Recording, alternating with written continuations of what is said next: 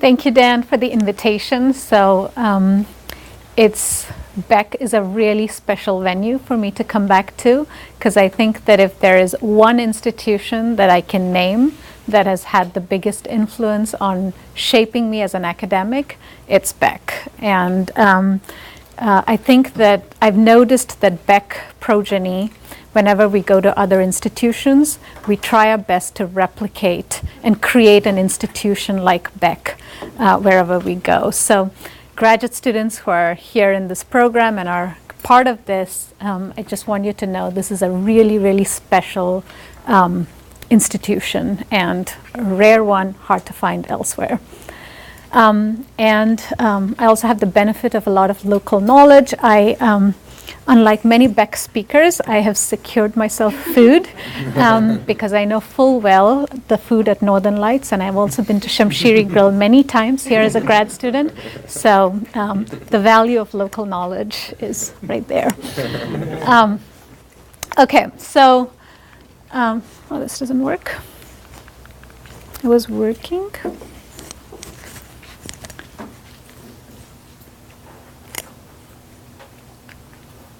Okay, now it works. Okay, so one of the triumphs of 20th century evolutionary biology has been to explain how cooperative behavior evolves. So cooperative behavior where one individual takes up a cost to confer a benefit on another individual.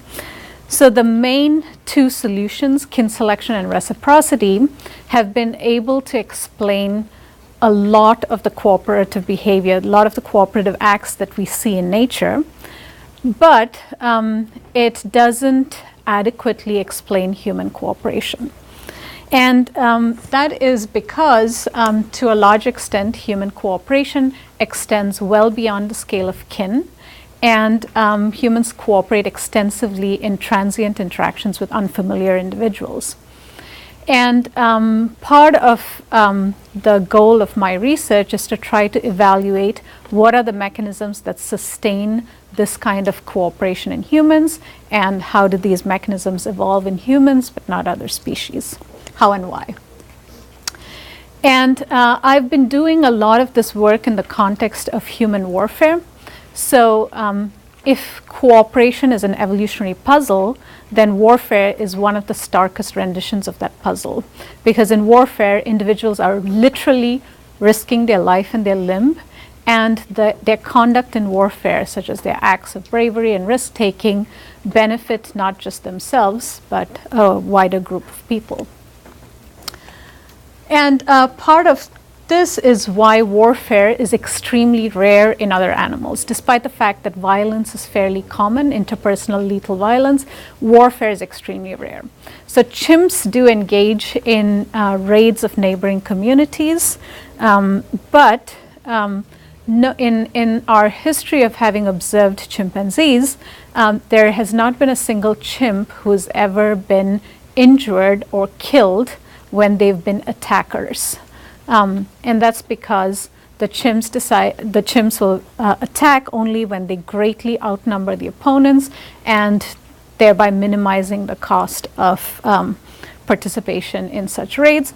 And moreover, all the chimps that go on these patrols or raids are individuals from the same community, so they're well known to each other, if not always, and sometimes they're also related.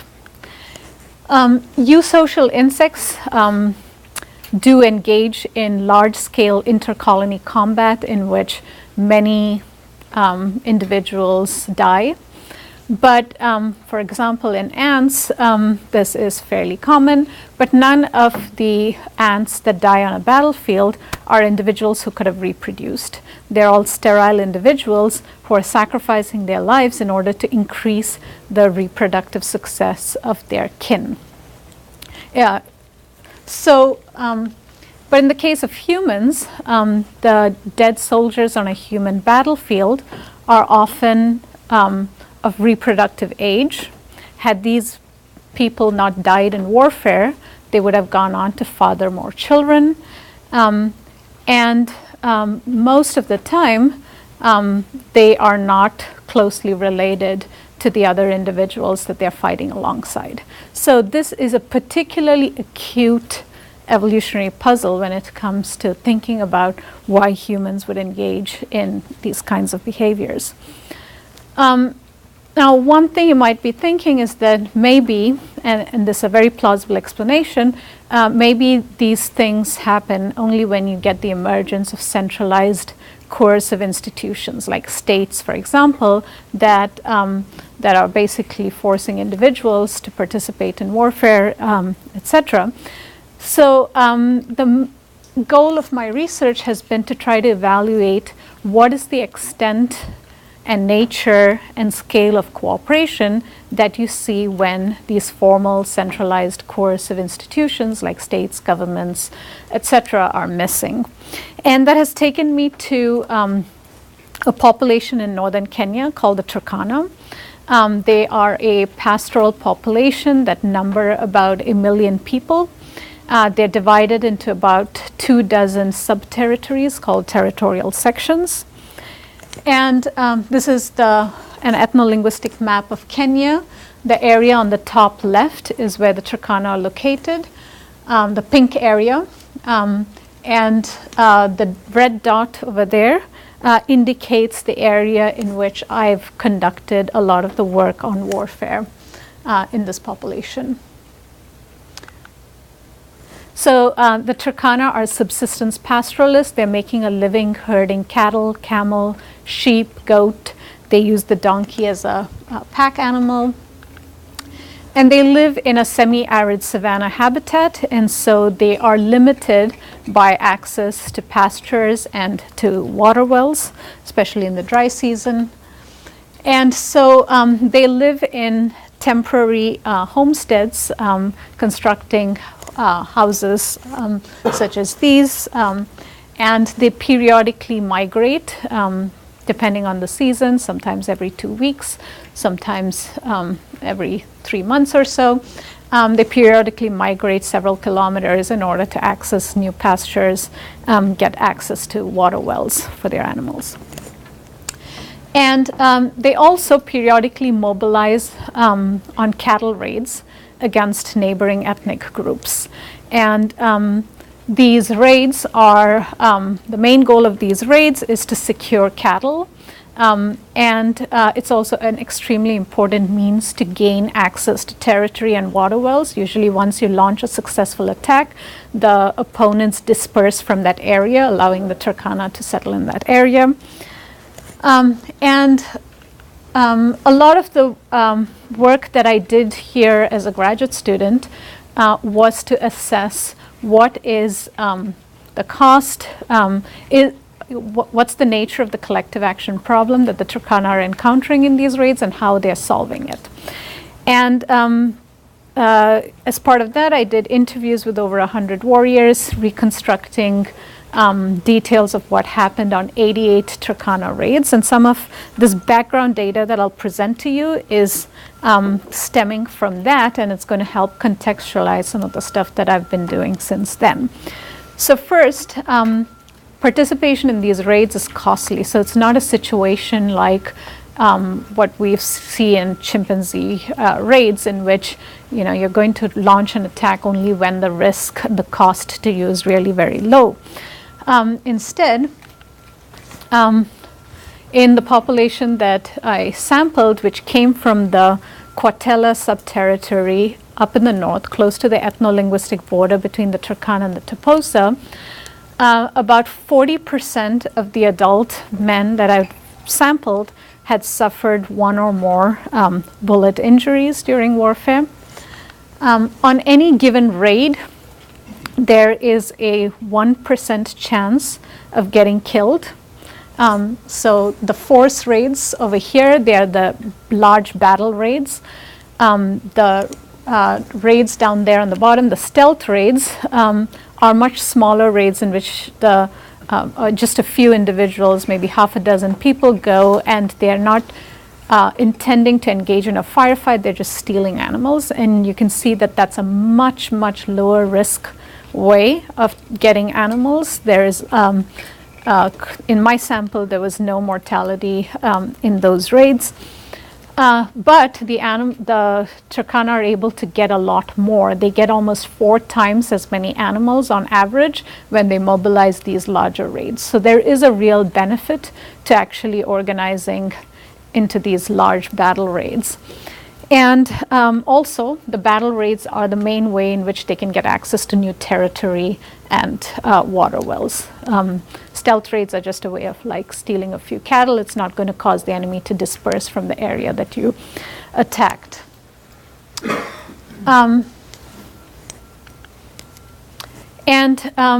Warriors are going on these raids more than once. They're periodically participating in these raids.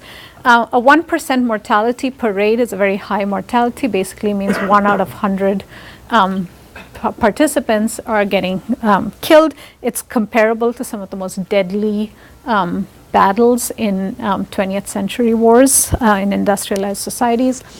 And as a result of this, the long-term consequence for individuals is that about 50% of adult male mortality is due to warfare.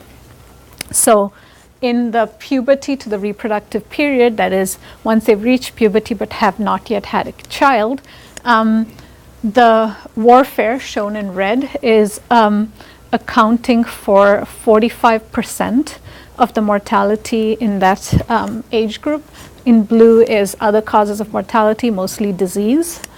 And in the reproductive period, that's once they've had their first wife or first child, the mortality due to warfare is about 60% of the mortality. And if you consider infant mortality, basically if you think about what proportion of the mortality in the entire male population is due to warfare, 20% of all male children who are born end up dying in warfare. And it's not the case that most of these deaths are just only because the Turkana are getting attacked. So it's not just in the case of defensive warfare, like in chimpanzees, for instance, the victims are people who are individuals who are attacked. 60% of this mortality happens in the context of offensive warfare, in which the Turkana have mobilized a raid against another group. 40% is when the Turkana have been attacked. One of the, just a little side note, one of the things that occurred to me while I was working with the Turkana is that in some ways the Turkana are an ideal population to assess some interesting things about combat stress. So PTSD induced by warfare is a really big problem in Western soldiers. And there are an evolutionary way of thinking about it can shed some light on this phenomenon, but also we don't really have any data on the prevalence of PTSD in small-scale societies that are engaged in warfare that's very different from the kind of warfare that we are practicing in industrialized societies. And so it's important to have a cross-cultural understanding of what the nature of PTSD is and what the variation in the etiology of PTSD is across cultures.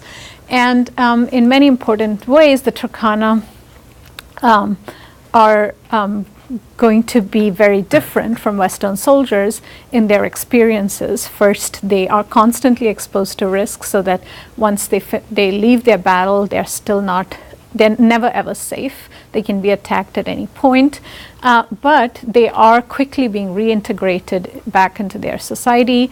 Warfare is clearly almost unanimously endorsed in the society. Women are blessing the warriors, elders are blessing the warriors. So warriors don't get a mixed message from their community that warfare is, their participation in warfare is morally questionable, etc. So all of this can mean that you can have a very different prevalence rates, and also the nature of the symptoms that the Turkana experience might be very different than the nature of the symptoms that you get in PTSD in Western soldiers. So the postdoc who has been working with me on this project, Matt Zefferman, is going to actually be coming here in February, the last Monday of February, to give a Beck talk on this. So stay tuned for that.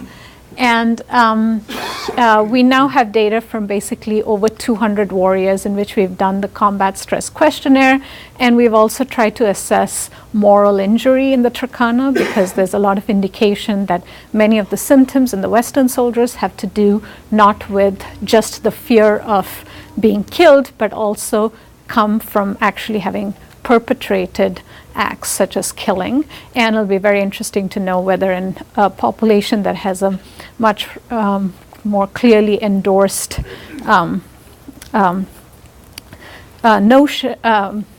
concept of killing, whether we'll see much lower prevalence of moral injury.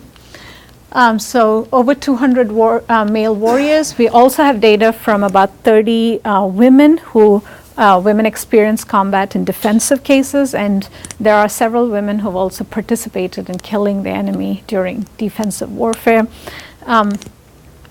Matt will present results from the Turkana and also symptom by symptom comparisons between the Turkana and Western soldiers.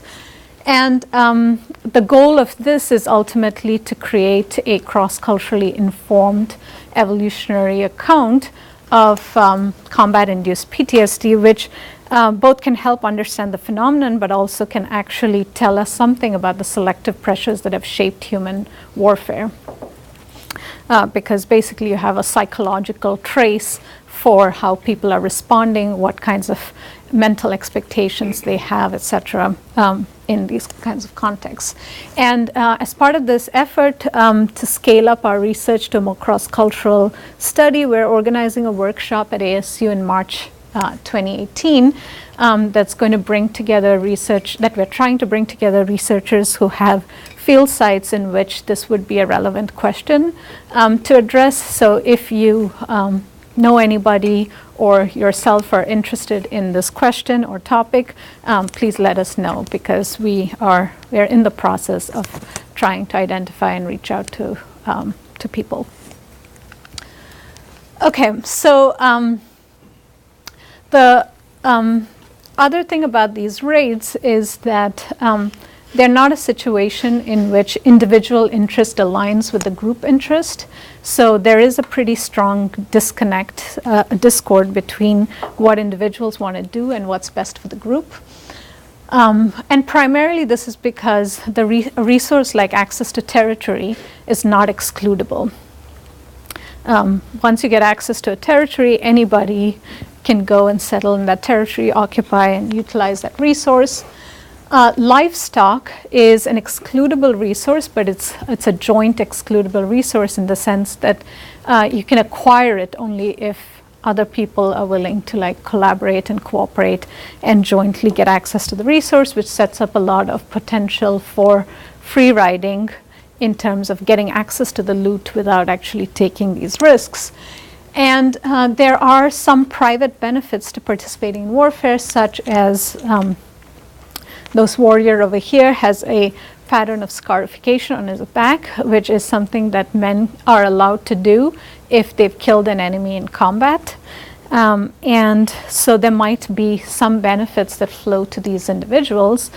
But whatever these private benefits are, they're certainly not sufficient to overcome the free rider problem and get everybody to basically fight bravely and take the appropriate level of risk for the group in wars. So you get many instances of free riding in the form of desertions. So people who have joined the raid but at some point have basically escaped. Various acts of cowardice, so people running away from the battlefield, people staying in the back, people not firing their weapon, people retreating too soon.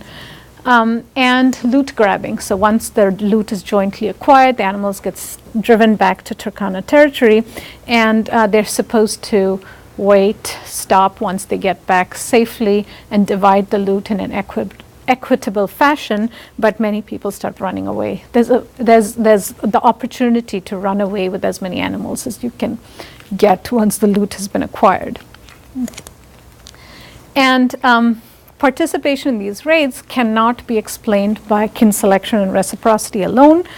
The scale of the raids is just too large. So on average, we have about 300 individuals in a raiding party, and these are the large raids, the forced raids, not the stealth raids. And some raids can be up to 1,000 people, over 1,000 people. And only about 1% of the raiding party will be individuals who are a warrior's close kin. And the raiding party is also not comprised of individuals who are day-to-day interactants.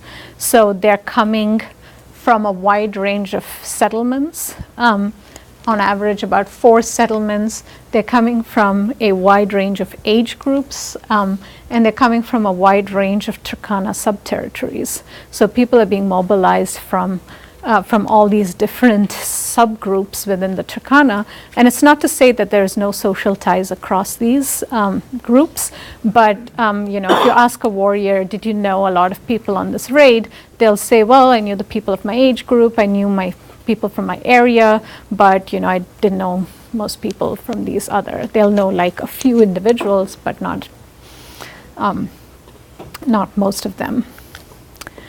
So basically what that suggests is that you have fairly costly cooperation occurring at a pretty large scale in a politically uncentralized society. And the way that they're solving the free rider problem in the setup is through having culturally evolved norms about sanctioning of free riders. And it's a politically uncentralized society in which we have leaders who are important in different domains, mostly as people who give advice and suggest things, but the leaders do not have coercive authority. They're not allowed to punish other individuals. And so most of the collective action problem is being solved by the ordinary citizen. Each citizen, each Turkana seems to place some role in indirectly or directly sanctioning individuals who are violating norms about participation in warfare. So, for instance, these are results from a vignette study that I did comparing how people responded to cowards. So these are hypothetical scenarios in which an individual is presented with what a warrior who displays cowardice during combat, and I asked the participants whether they think what this person did was wrong. Are you displeased with this person? Should he be criticized, punished? Would you stand next to this person on a raid? Would you entrust your herd with this person? Would you lend this person your animal? Would you let your daughter marry this person? And if it's a woman, would you marry this person? And people have more strong negative sentiments towards individuals who are displaying cowardice on the battlefield compared to their response to an individual who's not competent and therefore is unable to contribute to the combat effort. So it's the perception that somebody is not putting in an effort in order to prioritize their own safety that triggers these kinds of moral reactions. And these sentiments are translating into actual punishment. Individuals who are accused of cowardice and desertion, they get talked about a lot in the community. People start criticizing them, scolding them, admonishing them. And so you have a good number of them who end up facing verbal sanctions, and in about half the cases, the verbal sanctions also escalate to more serious forms of punishment, in which an individual is basically beaten by a group of his age mates, or the individual is required to sacrifice an animal from their herd, like a cow or a few goats, in order to atone for this mistake that they've made. And throughout the process of punishment, punishment is really embedded in a in a way that basically tries to make the person change.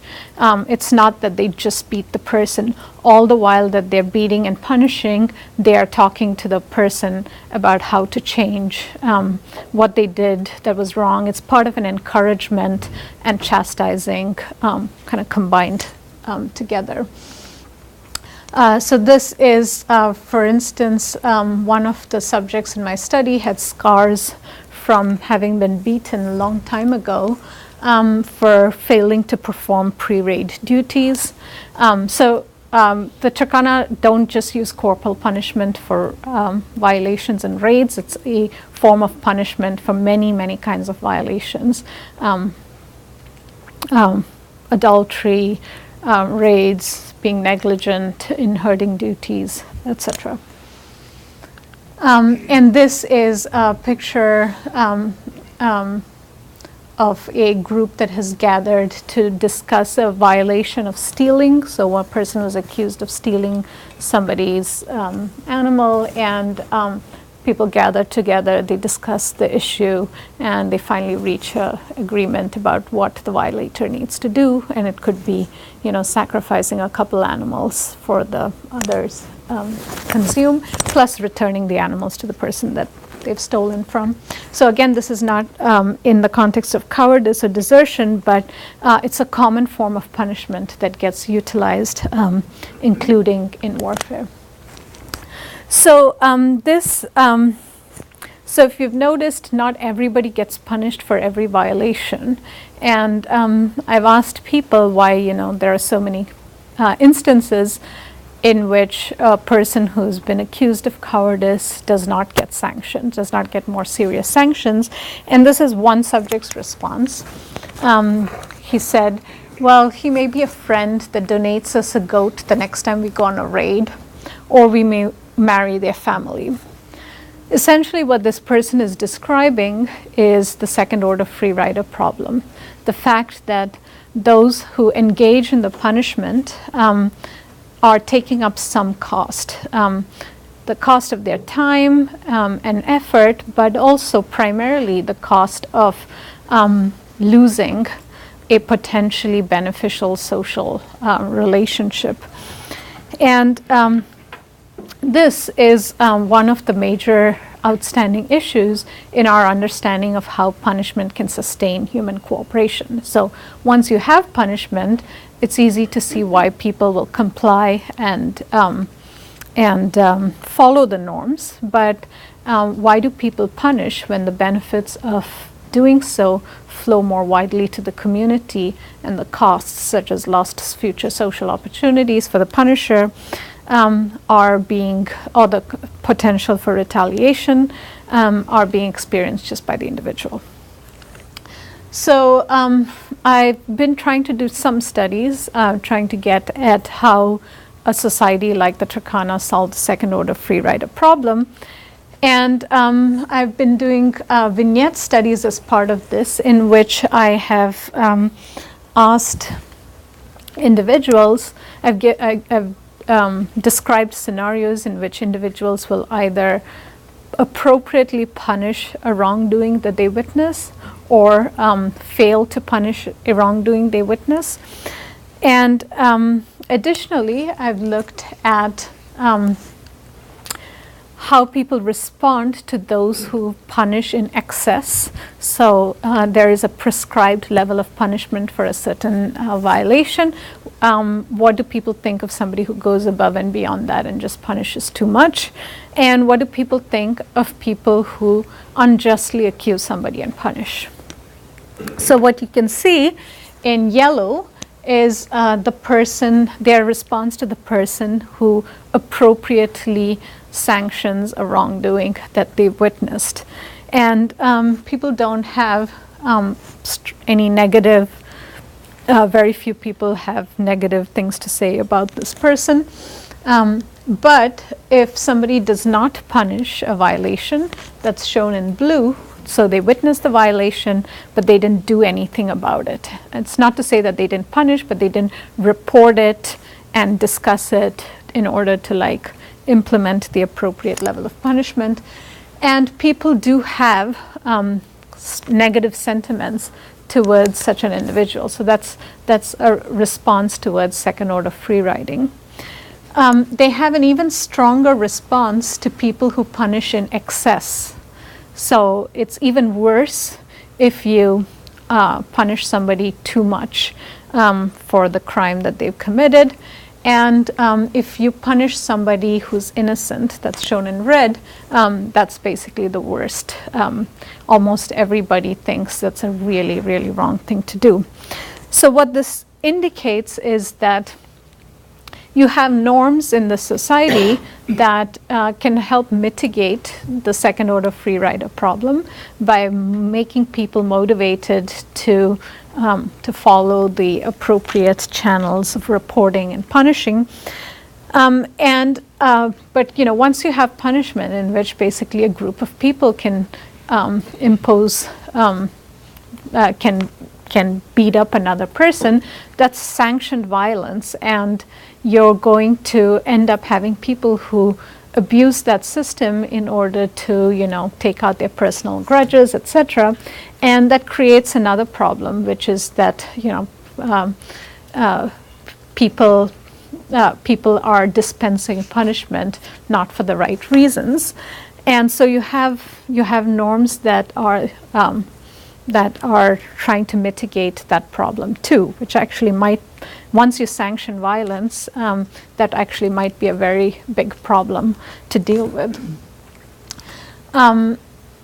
So one of the things this illustrates is that there is a second order free rider problem. That's been one of the debates in the field, whether you do have a second order free rider problem in small scale societies.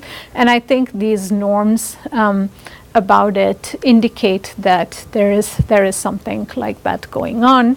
You need to encourage people to actually engage in punishment. And there are other problems too, which is that punishment can get abused.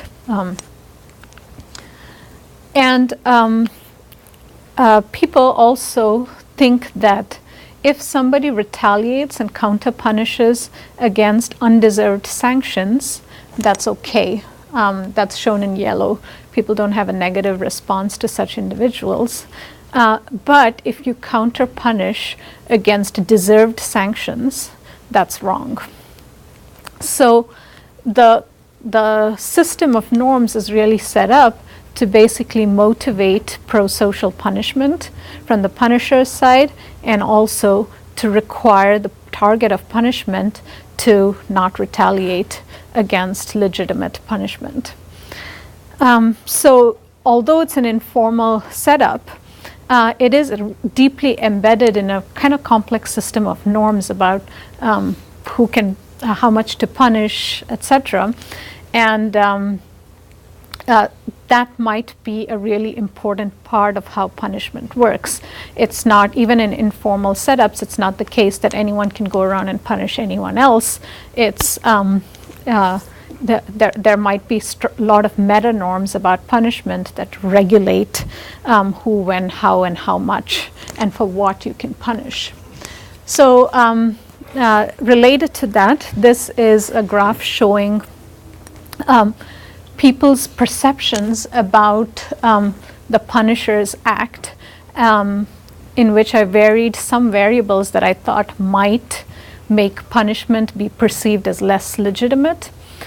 So in the appropriate context of punishment, what I looked at was somebody witnesses a violation, reports it, and reports it to others, and they discuss it, and then if they decide the person is guilty, they impose corporal punishment on the violator.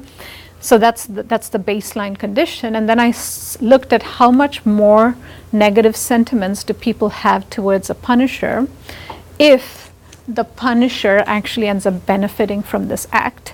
So for instance, if they require the person to sacrifice an animal from their herd, they're benefiting in some ways, so maybe people will perceive that punishment as a means towards a personal gain.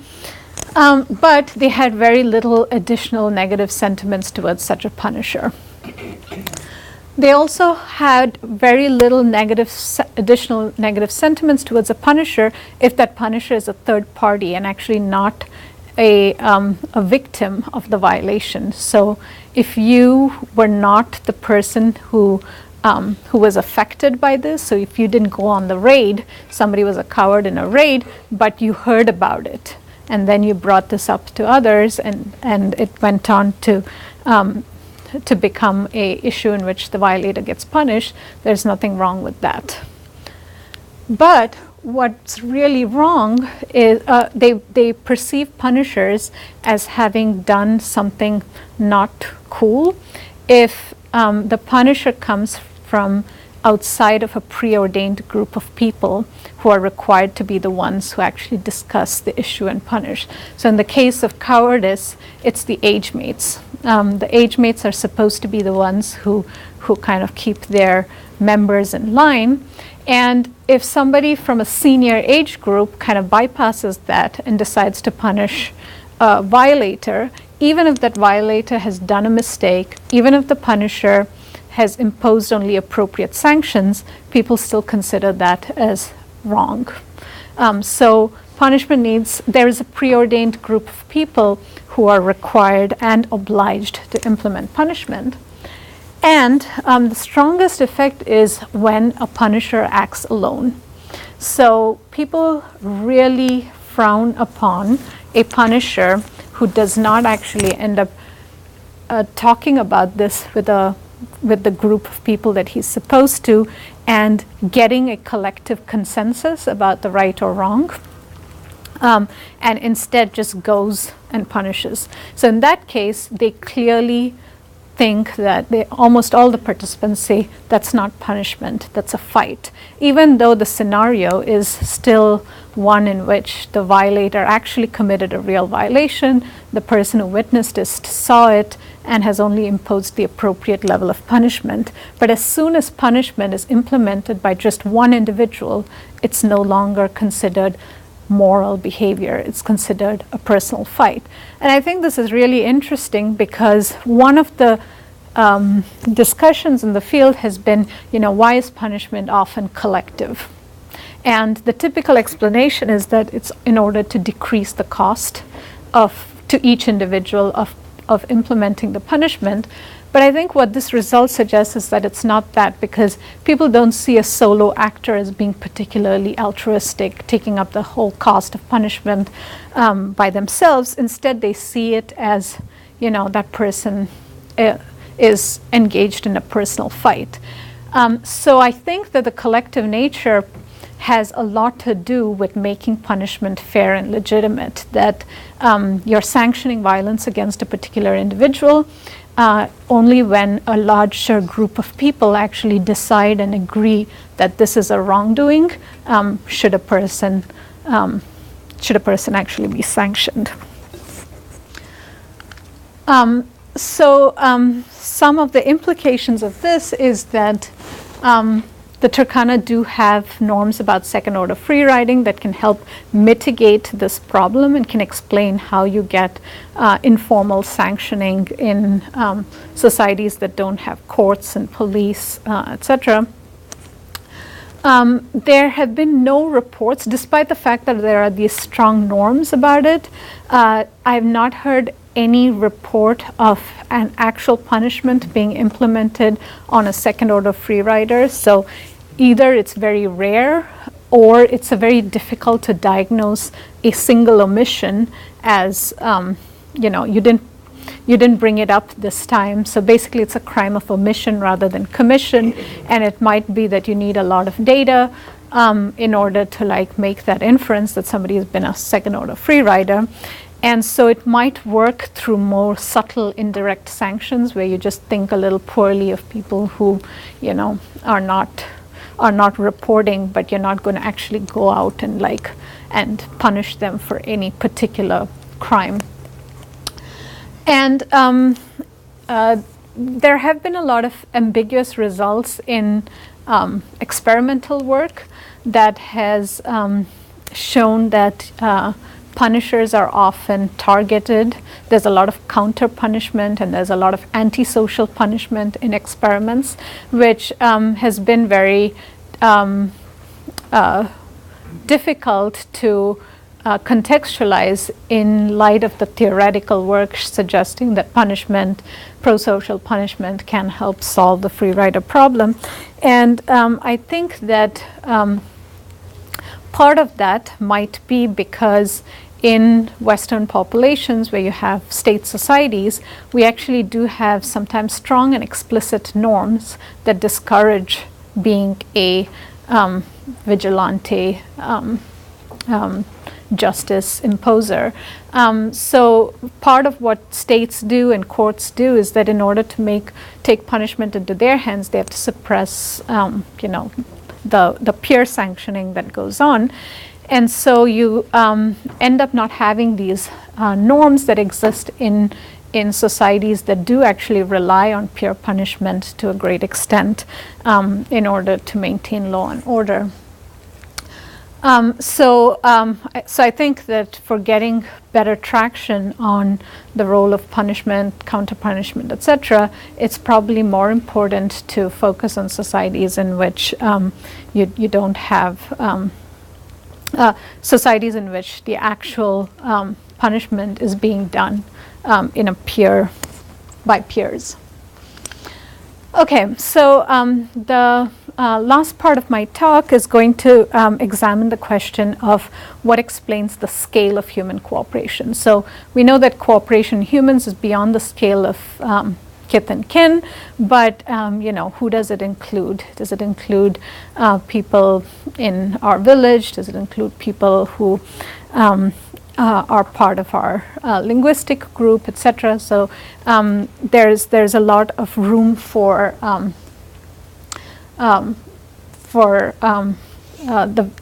there could potentially be a lot of variation across human societies on this that can tell us a lot about the mechanism that actually generated human cooperation. So back in the day when I was a grad student here, I did, as part of my dissertation work, I'd done a vignette study in which I looked at how people respond, how the Kwatela, who are my subjects, responded to Kwatela warriors who go to Toposa, the neighboring ethnolinguistic group, and raid animals from them, bring them back to Kwatela land. And I compared that to their reaction to Kwatela warriors who go and raid the Lukumong, another Turkana territory, and bring animals back to the Kwatela. So in both cases, the Kwatela benefit, they get animals, their warriors have gone out and been brave and successful. But the Kwatela have really, really different reactions and impressions of these two kinds of warriors. They think that warriors who went and raided the Lukumong, who are another Turkana territory section, have done something really wrong. Whereas the ones who went over to Toposa are, brave warriors, and they had not just a lack of negative sentiments, but extremely positive sentiments towards those people.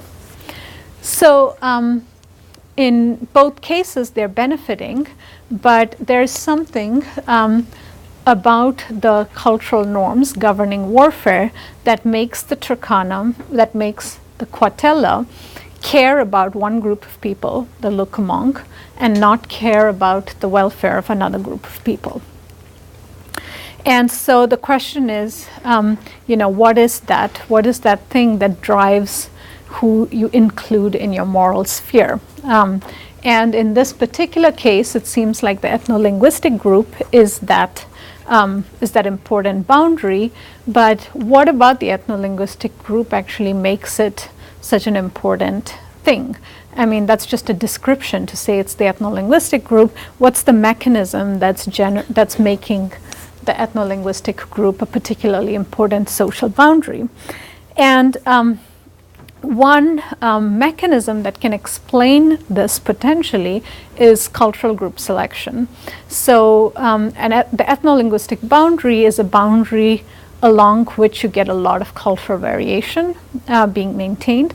And cultural group selection posits that competition between cultural groups favors the cultural evolution of norms that benefit the cultural group. And I wanted to test two very important predictions of this theory as it relates to human cooperation.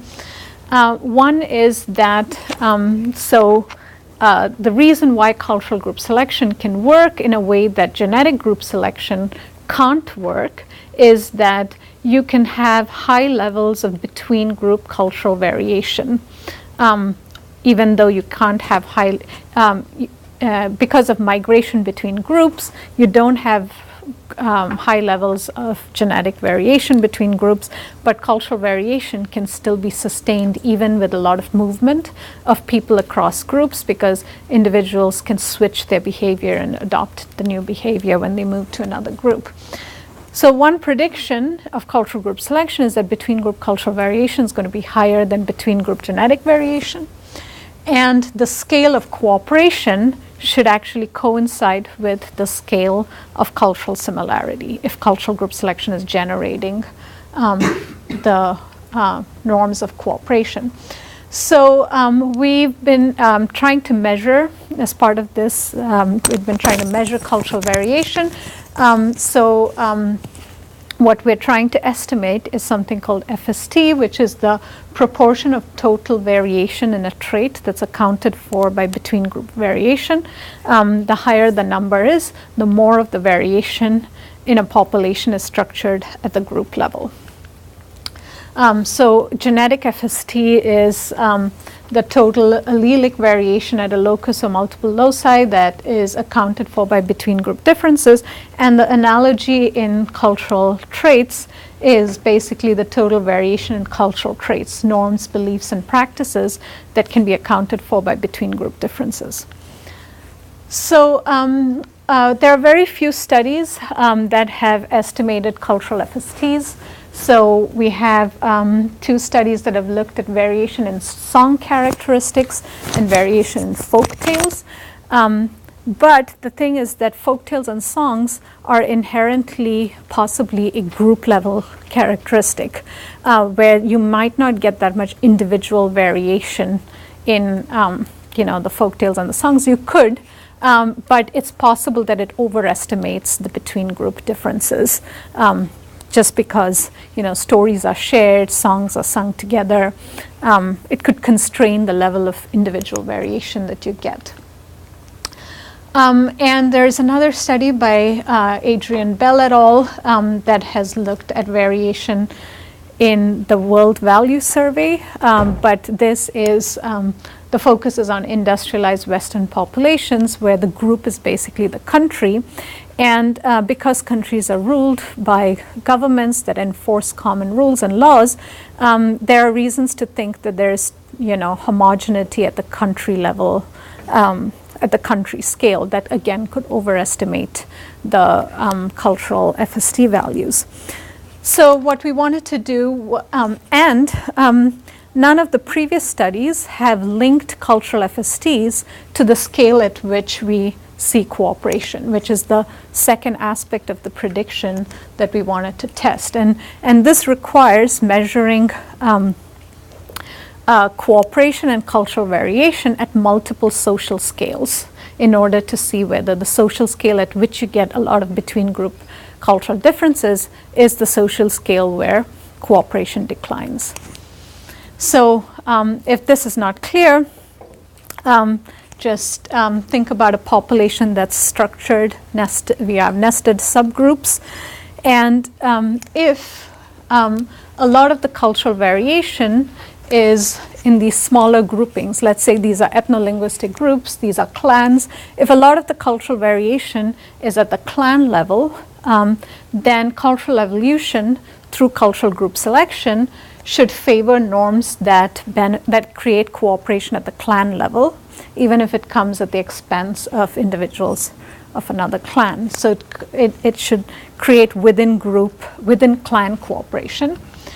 But if a lot of the cultural variation lies between the ethnolinguistic scale, then you should get cultural group selection should favor norms that get you cooperation across the clan boundary, creating benefits at the scale of the ethnolinguistic group. Our goal was to get measures of cultural relatedness, estimate the cultural FSTs, assess the social scales at which people cooperate, and then see whether cooperation across a social boundary decreases as the FST, or the cultural differentiation between these groups, increases.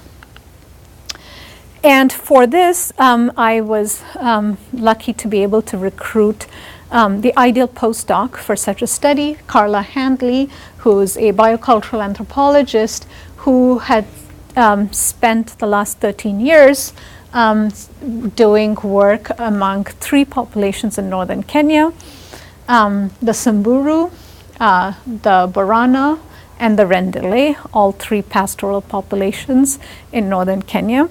And we combined it with the Turkana, the only population that I've been working in. So then we had basically a large group of pastoralists in northern Kenya in order to test these predictions. And in some ways they're an appropriate context. They're all not very market integrated societies, so there's not much top-down authority, and they're also politically uncentralized, so you don't have any top-down forces that are creating cultural homogeneity at a particular scale. So whatever cultural homogeneity or differences we're seeing is stemming from bottom-up processes. So our sample comprised of 750 individuals. We sampled from these 4 ethnolinguistic groups, and we sampled individuals from multiple clans in these groups. So 2 clans of the Samburu, 2 clans of the Borana, 2 clans of the Rendille, and 3 clans of the Turkana. And the Turkana additionally have another group structure, which is the territorial sections that cross-cuts the clans. And so we also had individuals from 3 different territorial sections in our sample. So overall, we have 4 ethnolinguistic groups, 9 clans, 3 sub-territories, 750 individuals. And to measure the cultural variation, we identified 50 cultural traits, basically norms, beliefs, or practices. And we asked subjects if they agree or disagree with these. So these are just some examples of the kinds of norms that we looked at. Men should be circumcised at the time of initiation. Only unmarried men should go on raids. Someone of your clan asks to use your well, you must agree, etc. So we tried to get a wide range of behaviors that would span, raiding behaviors, cooperation and helping, family dynamics, crime and punishment, and then a bunch of miscellaneous norms that there's no clear function to, but are kind of arbitrary cultural practices. Yes. So you guys came up with these on your own just based on your ethnographic experiences Yes. in those areas? Yes, and that was really critical, because without having that, we would not be able to come up with norms that would make sense to the other groups. So we had to come up with the norms. We couldn't get the norms to be so specific to a culture that another culture would just be like, what are you talking about? So it definitely required kind of the knowledge across these groups, the ethnographic knowledge. And to measure the scale of cooperation, we did 16 vignette scenarios.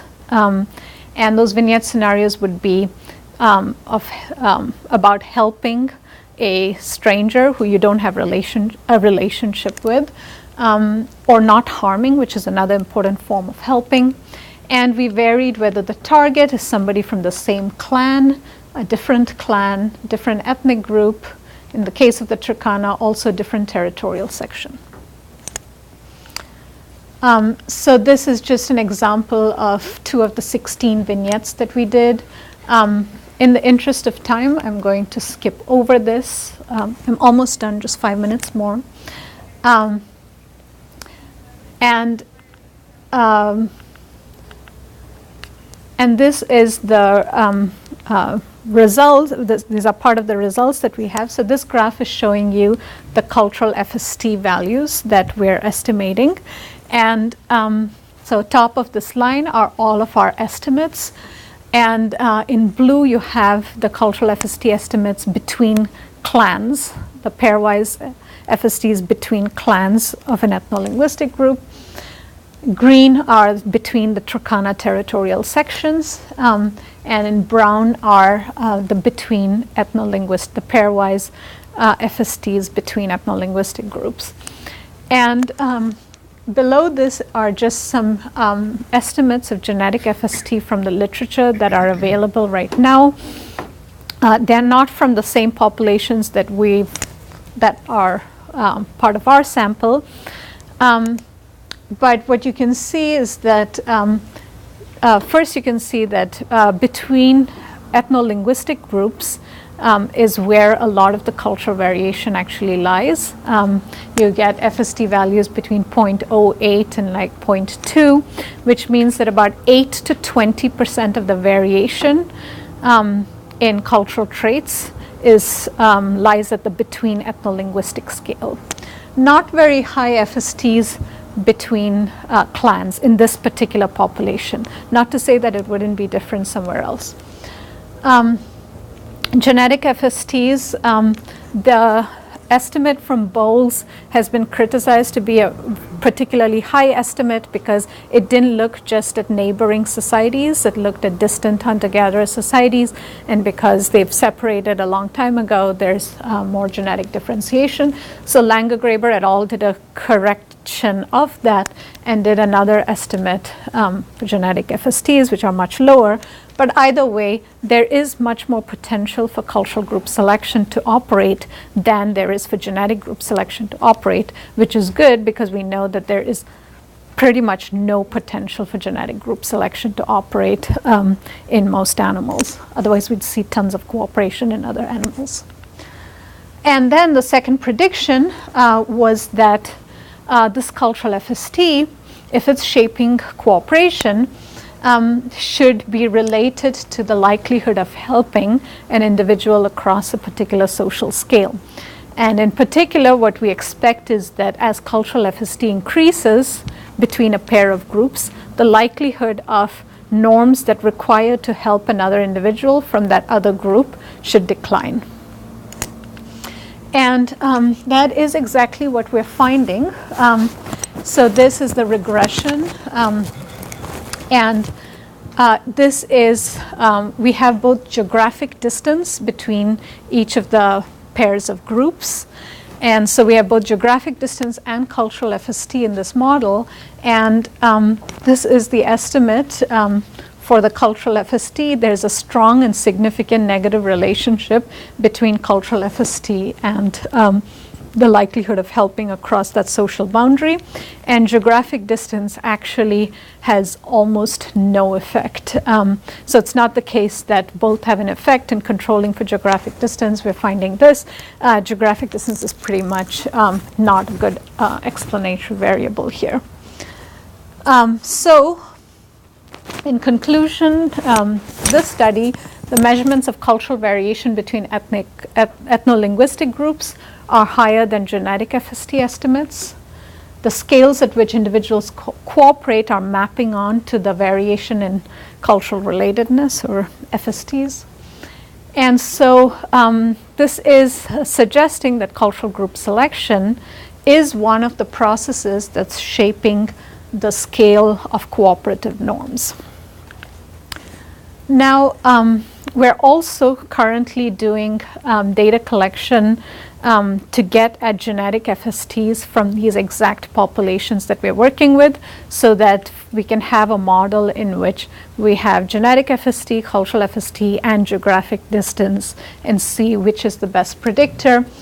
We don't expect genetic FSTs to be a strong predictor, but it is because it's the main alternate hypothesis, it's useful to evaluate that. So we have about 500 cheek swabs and spit samples from these same populations, same clans. We're in the process of analyzing that.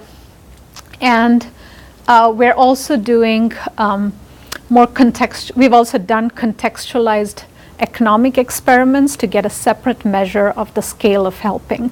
So in addition to these 16 norms that we've done, we have created vignette scenarios that tap into very specific culturally evolved norms about cooperation in these different contexts, and we're making people make economic decisions in those contexts, and paying out the decisions of a subset of the participants. So this helps get at the norms about cooperation in an economic context, rather than stripping the norms in, as is typically the case in like a more standard behavioral economics setup. So maybe a year from now we'll have these genetic FSTs and these results available. Thank you to many people, the host communities, the several field assistants who participated in data collection, and especially to my postdoctoral researchers who have spent several months in the field in the last 2 to 3 years spearheading the data collection efforts on these studies. Thanks. Sorry for going over. Yes. I noticed quite a few slides back that you have cowards compared to deserters, and how being a coward means more retaliation from the community compared to being a deserter. And that seems a bit counterintuitive to me. Yeah, so are you talking about these rates here?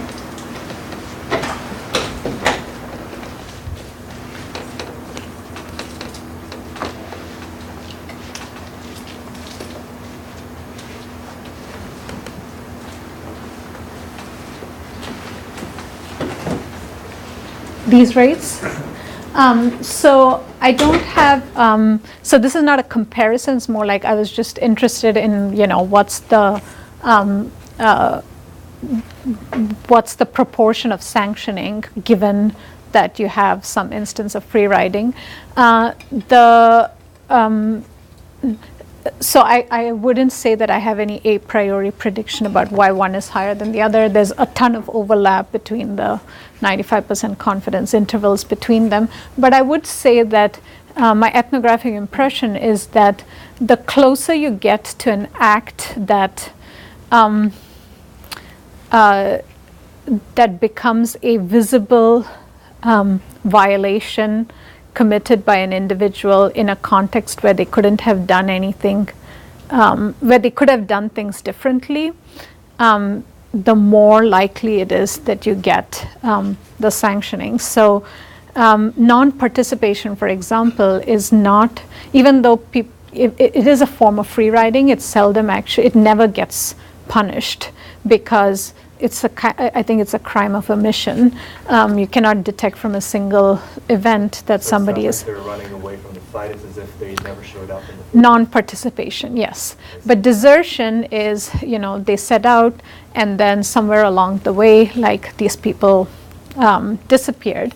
But the cowardice basically is, I was there next to these people. I relied on them to be there, to fight with me, to save me, to and they didn't do that. It becomes even more like they were there, they should have, they could have. It has a much stronger impact. So I wouldn't be surprised if there is a real difference, that people think that the cowards really let them down. because like they should have, I trusted them. I ended up in a situation putting my life on the line, thinking that somebody was next to me.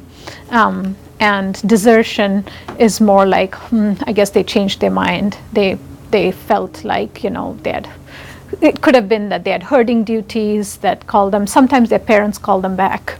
Like, many of them are escaping without having told their parents. And then their brothers come after and be like, no, you need to go herd your animals and things like that. There's just more room for interpretation. If I remember from years ago, Sarah, if I recall correctly, you reported a story about things like stepping on a thorn, right? So we're on our way there, and I hurt my foot, I gotta go back, right? And so it's ambiguous, right? I mean, is he really deserting, or did he really step on a thorn? But if the guy's standing next to you and doesn't fire his gun and is hiding behind a boulder when you're standing up shooting, then he's letting you down. Yes. Yes, John. Thank you.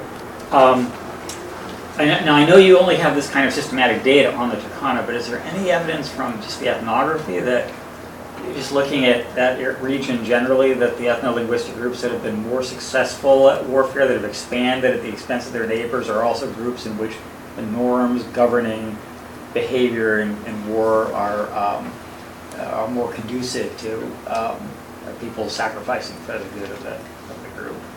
Yeah, so we can actually do that in a somewhat little bit more systematic way with the FST data that we have, because 10 of the norms were raiding, 10 of the norms were like punishment related.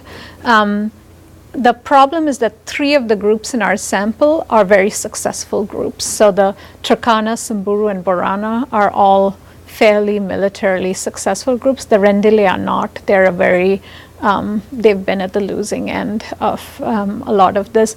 Probably the Samburu are not as successful as the Turkana. So we might be able to do that, and we actually should. I didn't realize that we actually have the data, because people have asked me this question before, and I've always said we don't have the data, but now we do.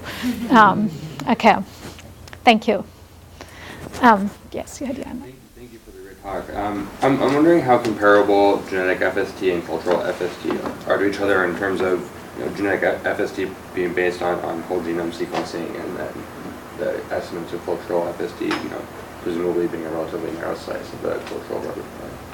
Yeah, so the thing is, they're not exactly comparable, but it's also not, it's still the case that ultimately the strength of selection, cultural group selection or genetic group selection, is going to depend upon the relevant variation in the trait. Now the thing is that it's not the case that genetic FST is a perfect estimate for what we're interested in when we're thinking about the genetic group selection thing, because it's picking up on all the variation in non-coding regions, and so that's why distantly, populations that have diverged a long time ago that don't live next to each other are more different than neighboring populations who are diverged more recently. But what we'd ideally want is, for example, to know what is the variation in, the traits that are related to, if you have one group if you have the emergence of a cooperative allele or a whole set of cooperative alleles, what is the assortment, what is the structuring of those alleles at the between group level, which is not really something we're able to get. That said, in some ways the cultural FST is a more appropriate, in the cultural FST we're measuring the phenotype to some extent, which is, what are our practices, what are the, it's a little closer to behavior, and that is the phenotype would be the relevant thing that we need to look at the assortment that we're getting at the group level. So I agree that it's not exactly comparable. But it's also not the case that, you have this genetic FST, which is like a great, perfect measure for what we're looking at, and the cultural FST is not. So it's a little bit, I wouldn't make so much of a difference between a 0.05 genetic FST estimate and a 0.08 cultural FST, but the thing maybe is just the order of magnitude difference that you're getting, where like there's a tenfold difference between genetic FST and cultural FST, which makes it kind of a little bit more, something you can make some inferences about based on. Yes. The nanosecond used to be the amount of time between the speaker finishing and Dan asking a question, but I see that the nanosecond has increased considerably. It's become a nanominute. There are multiple hypotheses. Senescence is on the table as one of them. Modesty is another. So I wanted to return to the question of higher order punishment. And it's intriguing that actual incidents are so rare. I'm sure you already know and understand this. I just want to point it out and then see how you reconcile the theoretical issues with the empirical, which is that ultimately higher order punishment does not solve the higher order free rider problem. All it does is push it up a level. It's turtles all the way down, right? You can say, well, I'll punish the wrongdoer and I'll punish the person who fails to punish the wrongdoer, but I'm not going to punish the person who fails to punish the person who punished, right? So by itself, it's not an adequate solution. The fact that empirically it seems to peter out after just one level is really interesting, right? Since theoretically you might expect it to basically go ad infinitum. So how do you account for that? What are your intuitions or your ethnographic observations that might shed light on conceivably why the decline is so steep, such that empirically or practically that theoretical possibility is never realized? Yeah. I think that's an excellent question for which I don't really have a very good answer for. When I was thinking about this in a theoretical way, I did think, okay, well, this is not going to be a very good solution, just thinking about the second order, because, the real problem is not the second order, it's just, the fact that once you have a second order, there's a third order. But I was kind of surprised by the empirical situation in which you'd really you don't have it becoming too much of an issue. Once you have the second order free rider norms, there's a lot of punishment that's happening. That said, I think that firstly, it could be the case, it could still be an incomplete solution in the sense that there are still possibly many cases of punishment that are going unsanctioned, that the group optimal level of punishment is still not being reached. There are many, so like I've seen this happen where like sometimes somebody does a wrongdoing and then there's a lot of talk. Sometimes the talk doesn't result in punishment because there are enough people who are actually who are saying that this person didn't actually do a wrongdoing. But sometimes it's still the case that people just didn't get their act together, everybody's dispersed, they just didn't make the effort, put the time and the energy to get together. So it's not clear that it's fully solving this, we're not sure that this is getting to the group optimal level of punishment. It's possible that rather than this being a meta norm about punishment, once you get the cultural evolution of a norm like this, it actually becomes a first order norm. So the norm about punishment is maybe just the same level as a norm about cooperation. It may not actually be a meta norm in people's mind.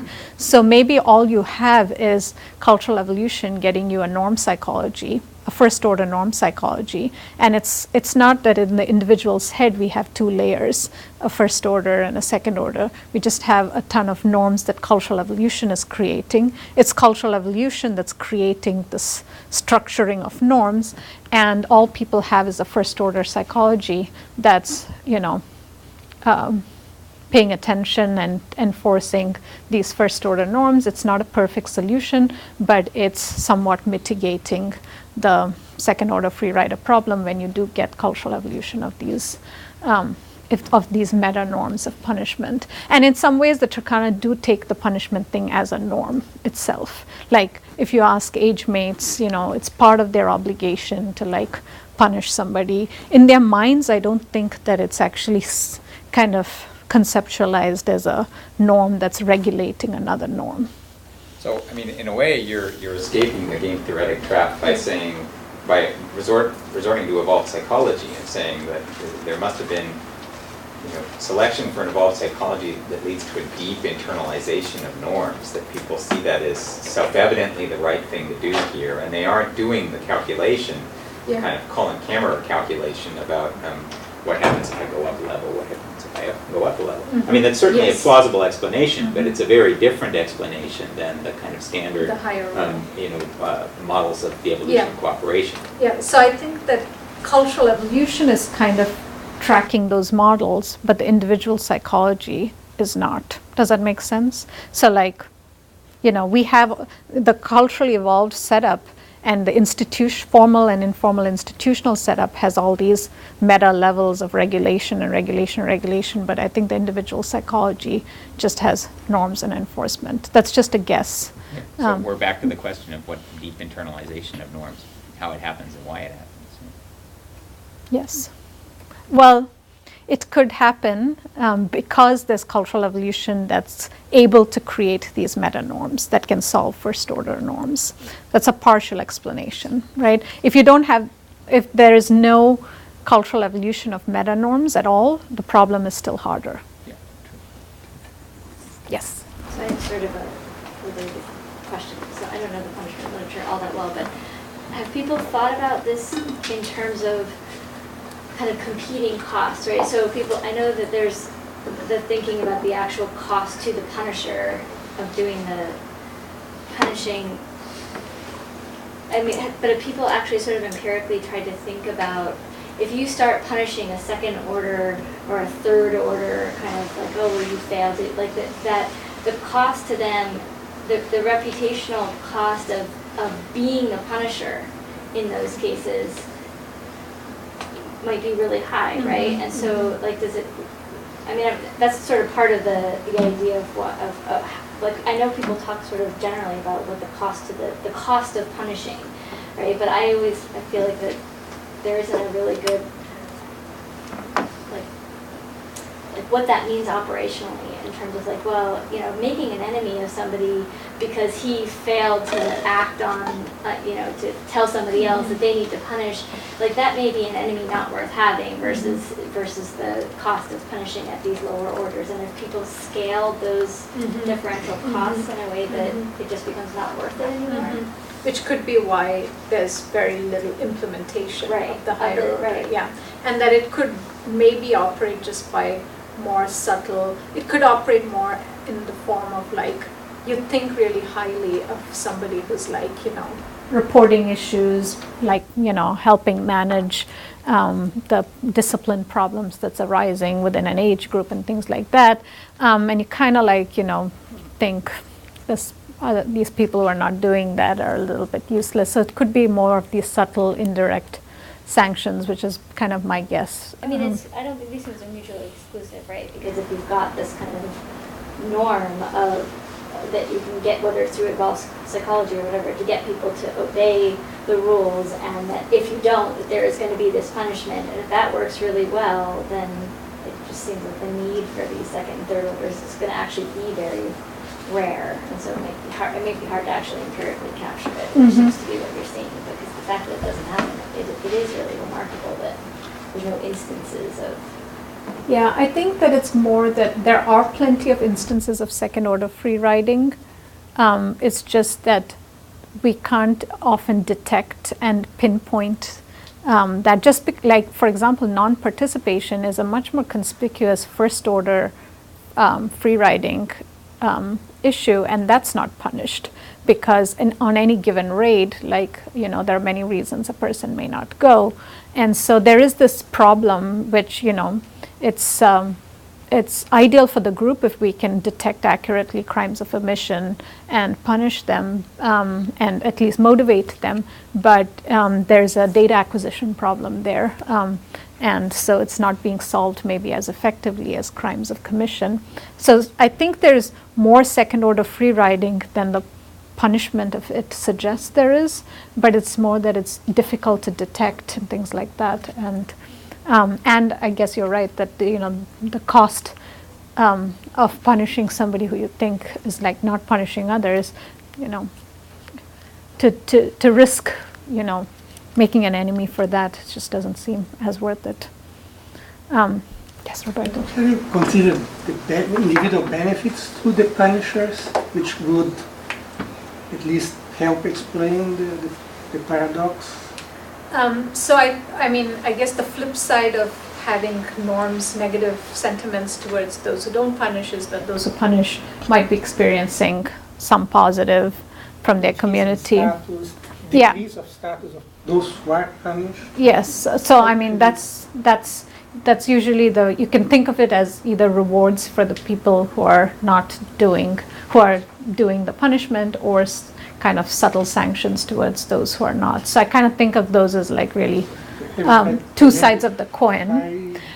The only more conspicuous benefit that punishers could be getting is like they get an animal.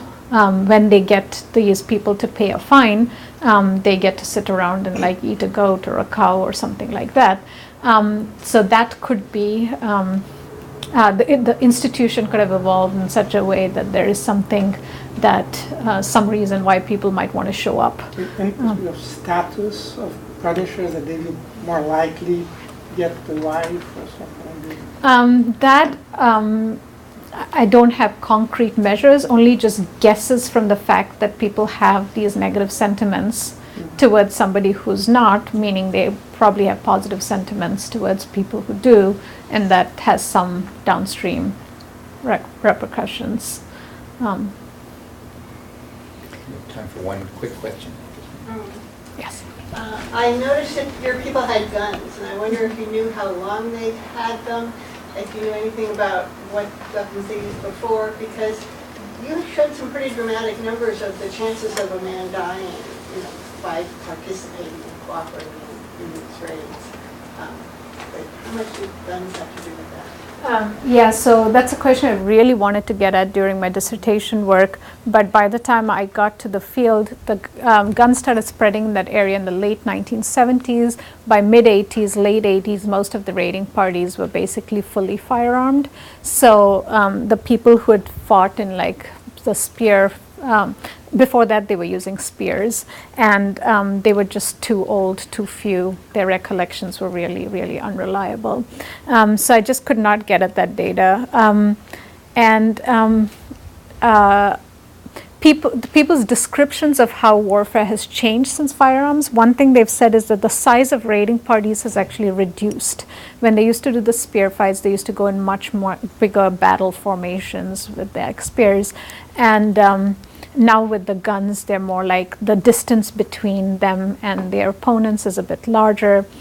It could, if I had to guess, I would think that the mortality is higher with the firearms, but it's also really difficult to say because they don't use firearms in the way that like modern, the fighting structure, the battle structure is not similar to like what we would get in like Western combat situations. People are basically like just kind of going. They start in like a formation, but once the fire exchange starts, there's like a lot of chaos, like running around and things like that. It's very hard to know how that changes the risk level for a particular individual. So it's definitely something that could be the case, that the much higher levels of mortality are due to the firearms, but people have shown me like spear wounds that they've had, like, so it's not the case that it was like, not dangerous at all. They have had mortality. I think that's also maybe why approaches like looking at the PTSD study can tell us something about like a longer history of warfare. So like, if you have a psychology that is really responds to combat in a way that says that you could die in the situation and things like that, those kinds of psychological evolved psychological traits could be informative about, like, what warfare might have been like through like a longer period of evolutionary history. So I think like a combined approach from all different angles might be the only way to get at these kinds of questions. Okay, I'm afraid we'll have to stop there. Thank you. Okay, thank you.